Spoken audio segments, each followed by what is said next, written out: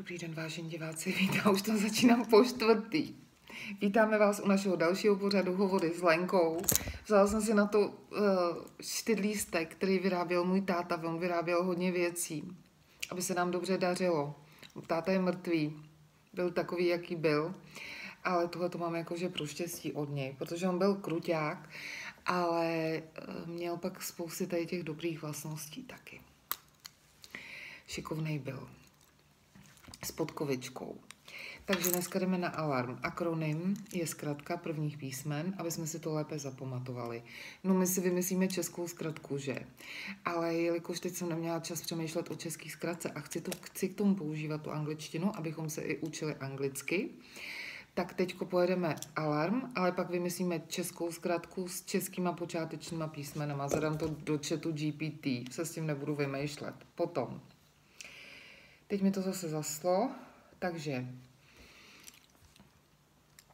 celý ten systém toho alarmu je, abychom vypli amygdalu. Amygdala je část mozku, která plaší.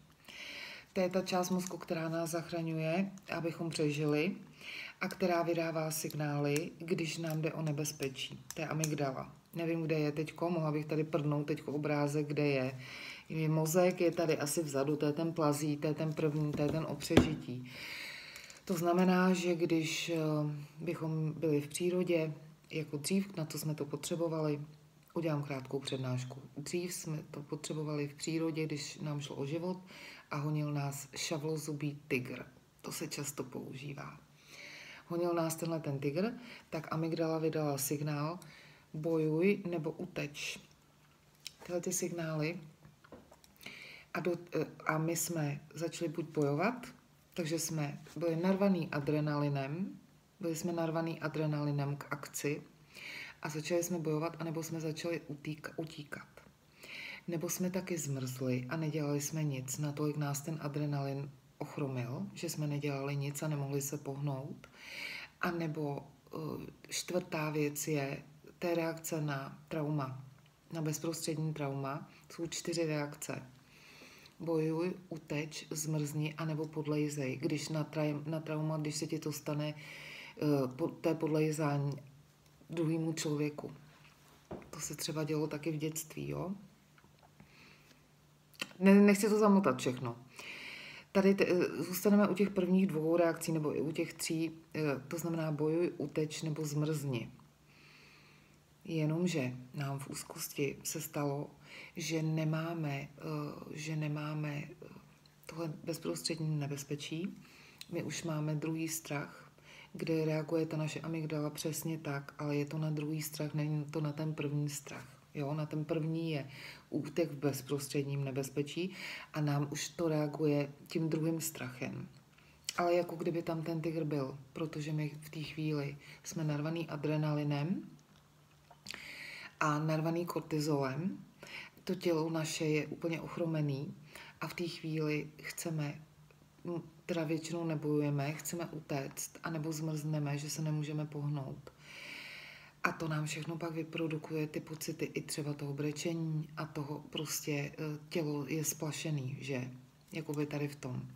A to je další přednáška. A jak to všechno funguje, ten mozek, jo?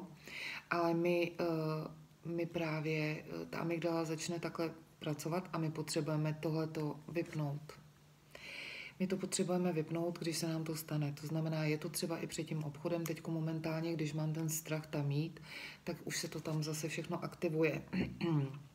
A pak nám to udělá ten symptom, ten příznak v tom krámu, že najednou nemůžu jít, najednou vidím všechno v mlze, najednou mám strašný strach, najednou se bojím, protože už ten akt toho, že už vím, že se tam budu bát, spustí tyhle ty varovné signály, které to pak dělají s tím tělem.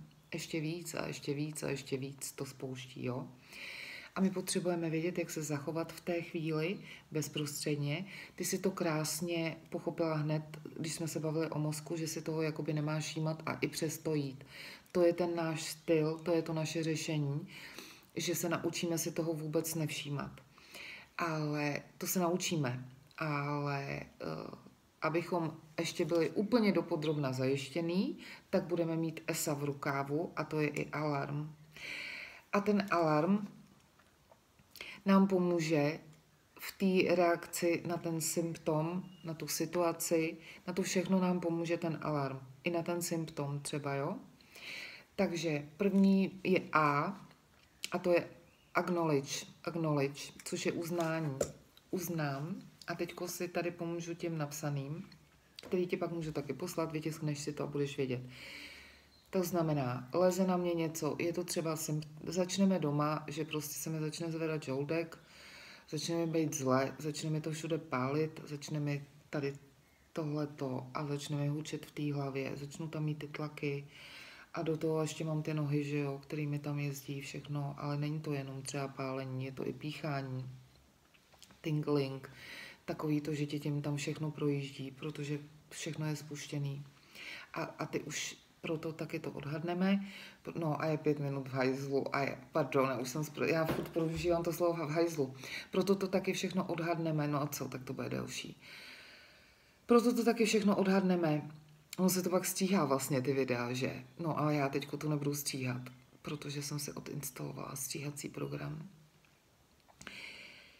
Proto to všechno dáváme podešník úzkosti, protože ty projevy těch rupnutých nervů, které ruply a jsou i v nohách, nebo to je jedno, jestli doktoři přišli na to, že nějaký tam ruply a teďko dorůstají, jo. Protože i lidi to popisují pálení nohou, popisují ten tingling, to je to mravenčení, hodně popisují, jo, hodně. A tak to znamená, že my teď, když to na nás půjde, třeba i budeme doma, tak budeme vědět, jak na to zareagovat. Nevšímat se je super, ale někdy to nepůjde se nevšímat a v té chvíli použijeme alarm, po druhý to říkám. Takže to první je acknowledge, uznání. Acknowledge se to píše, jo?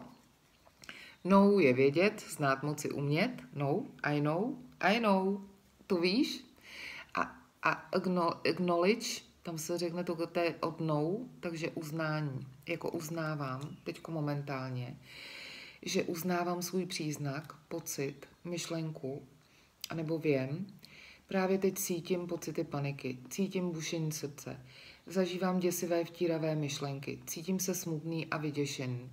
A my si tam můžeme přidat těch 300 dalších symptomů. Právě teď cítím, že mi hoří nohy, právě teď cítím, že mi tam něco projíždí, právě teď cítím, že mi svědí nos.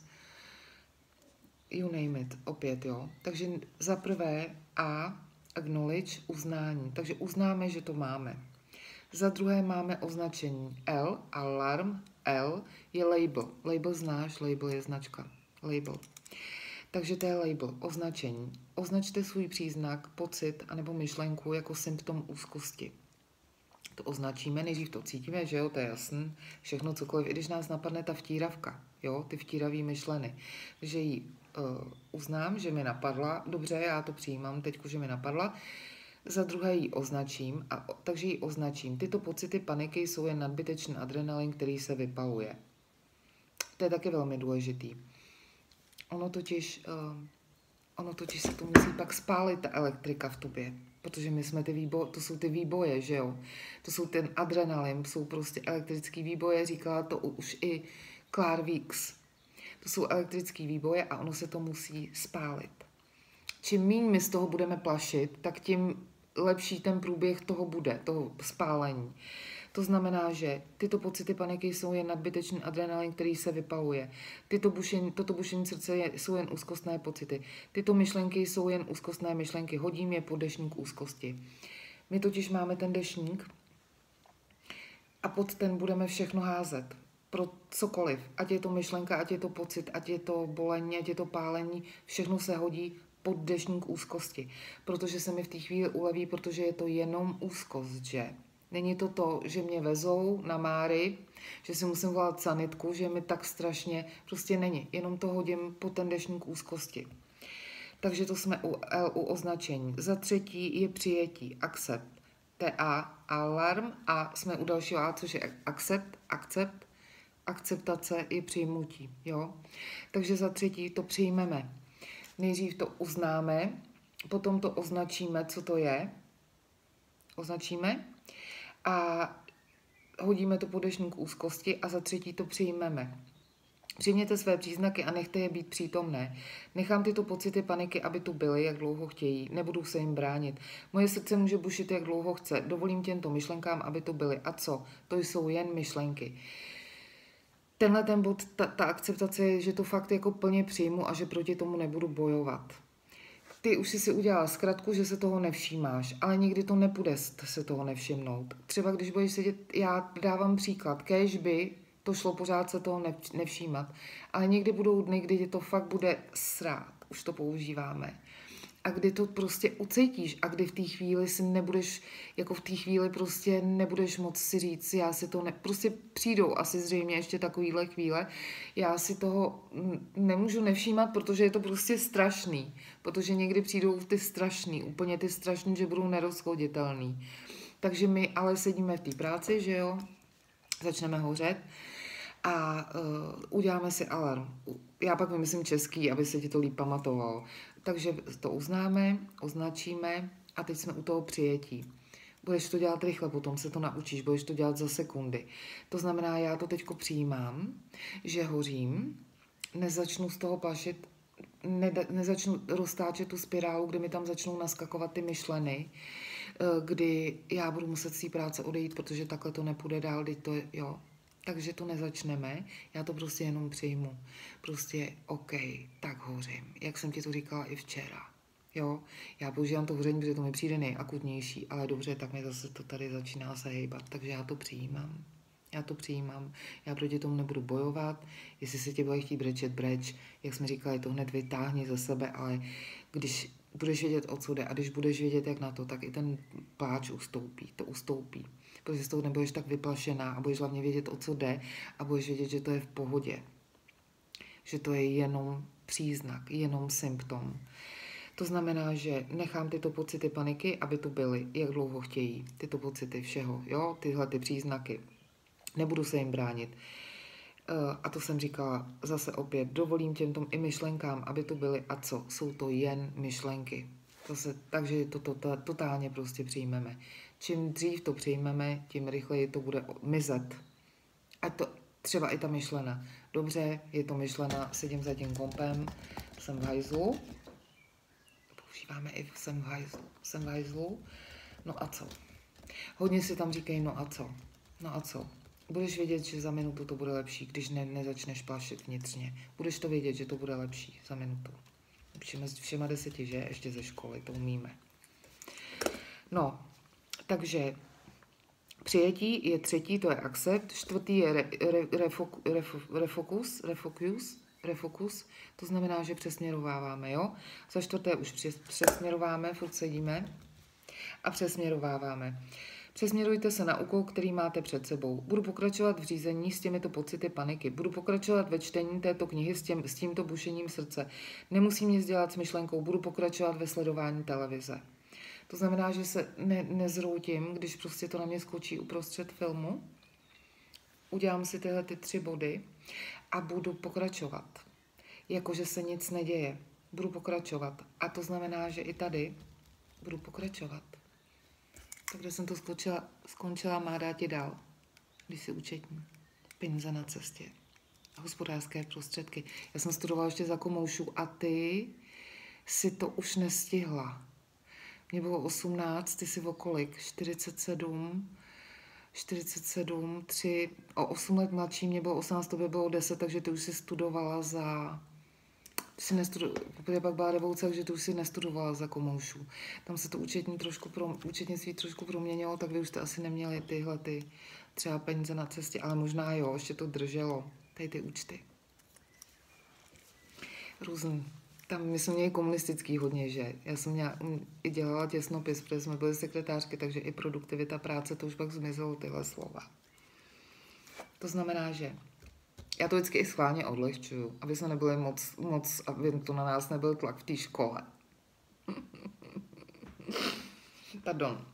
Nemusím nic dělat s myšlenkou, budu pokračovat ve sledování televize. Jo, prostě budu pokračovat, nemusím s tím nic dělat, přesměrování, všechno ti pak dám napsaný, budeme trénovat. A 5. bod je move on, TM, alarm, poslední bod move on, to znamená pokračujeme dál. Pokračujeme dál. Pokračuju ve svém dni. Nenechtej, aby vás úzkost zastavila v životě. Stále potřebuju jít, později do obchodu. I s těmito příznaky budu pokračovat ve své práci a pak si užiju. Užiješ, jo? Užiješ. Jednoho dne si užiješ, neboj se, užiješ prostě. Jo, takže to máme to poslední, to znamená to je move on, to znamená jdeme dál, pořád jdeme dál, ať se děje, co se děje.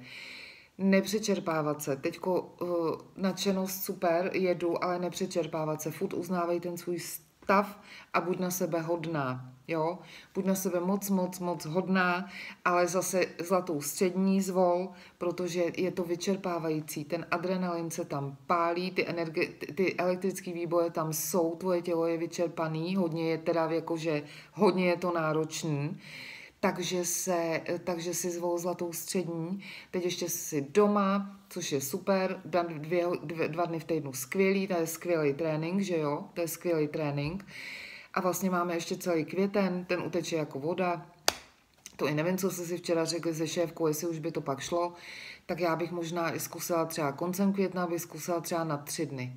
Na 3 odpoledne, pomalinku, víš si to dávkovat, abych pak věděla, takhle, že pomalinku a máš tam toho dost kolem baráku, manžela, dětí, všechno jedno s druhým, psa, vaření, máš toho dost. Hodně toho stíháš, asi úplně nejšikovnější.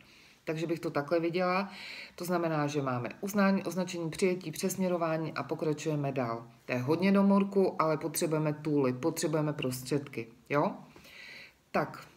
To se zase bude nahrávat 100 let, je to velmi dlouhé, teď to utnu, pak nás čeká 5F ještě.